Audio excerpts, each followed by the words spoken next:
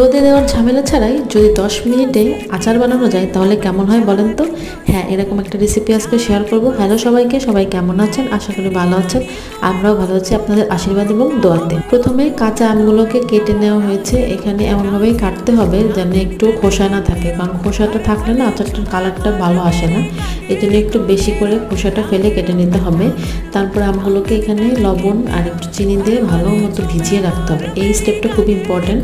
যতটা সময় নিয়ে ভিজিয়ে রাখা হবে ততটা চিনি এবং লবণের রসটা আমের ভেতরে যাবে, যার ফলে টেস্টটা অনেক ভালো আসে। তারপরে কড়াইতে দিয়ে জাল দিলেই ওখান থেকে যে জলটা বেরোয় ওটাতে আম সিদ্ধ হয়ে যাবে। পরে এখানে আরেকটা মশলা করা হলো, শুকনো মরিচ আর ফোড়ন টেলে নিয়ে ওটাকে গুঁড়া করে নিয়ে ওর মধ্যে মিশিয়ে দেওয়া হয়েছে। আর এরপর থেকে একটু সিরকা দেওয়া হয়েছে যাতে অনেকদিন ভালো থাকে। বেশ খুবই সহজ। আশা করি ভালো লেগেছে আপনাদের রেসিপিটা, একবার ট্রাই করে দেখবেন। খুবই ভালো হয়েছিল খেতে। সবাই ভালো থাকবেন।